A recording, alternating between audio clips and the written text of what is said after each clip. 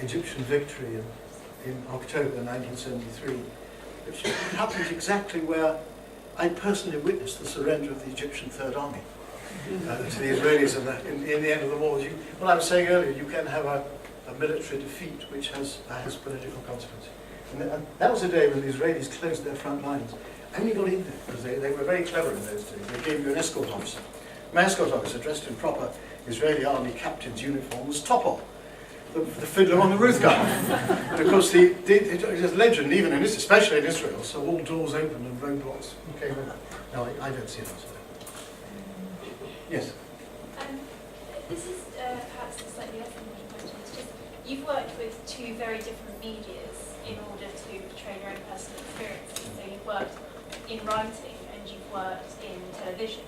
And which one do you think captures an experience best? I think each has its place. I found it, what I do find is making the transition from one to the other is extraordinarily difficult in either direction. I've known people who've started in print, gone into television, and they're just full of words, you see. Well, if you're in television, you don't need adjectives and you don't need adverbs, because your pictures do that for you. There is such a thing, actually, as the art of writing silence, which is knowing when to shut up. But the equivalent of that is an empty page, and you can't do that. I've found it a huge challenge to write.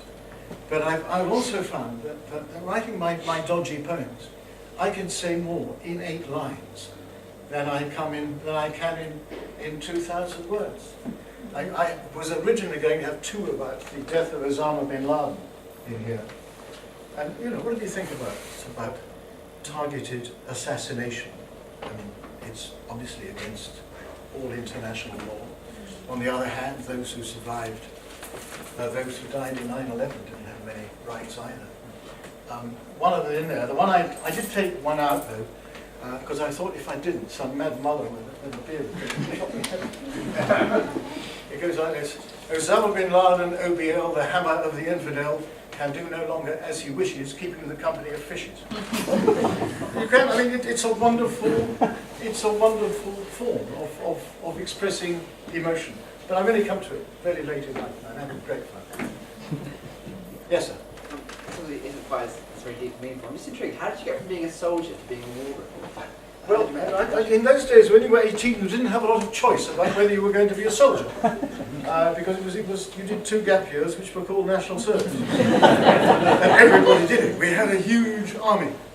I never intended to be a war reporter, but it just sort of happened to me.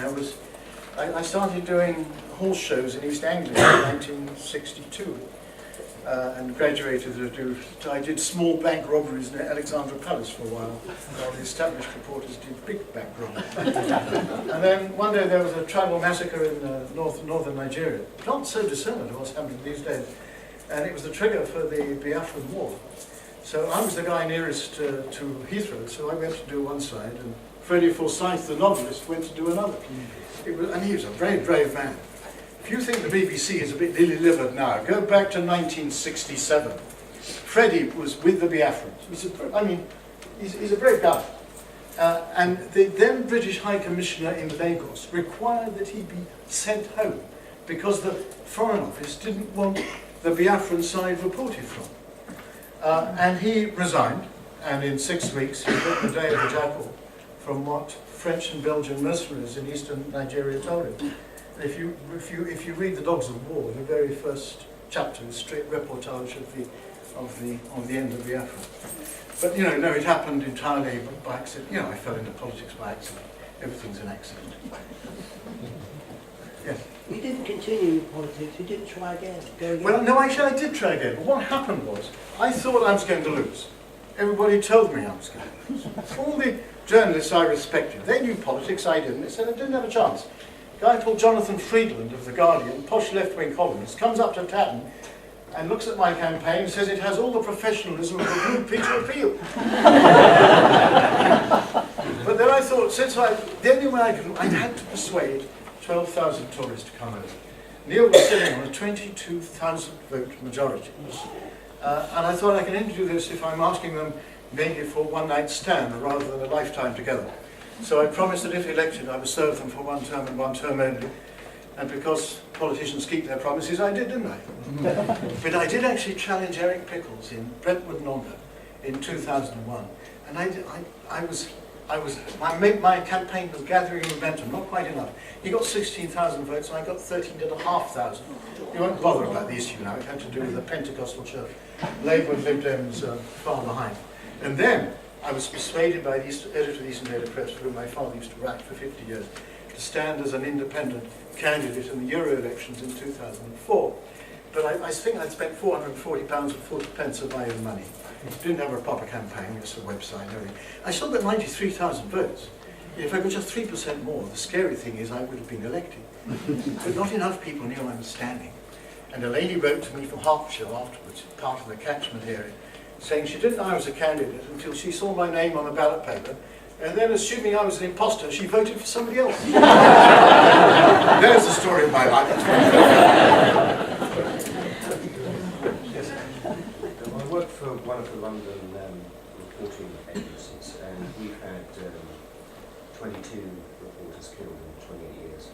So they regularly now embed with rebels, which is tricky stuff, especially since there's no rescue plan. What advice would you give us? Well, I hardly ever, as I say, ran with the rebels, because the heavy gunfire, the heavy firepower was always on the other side.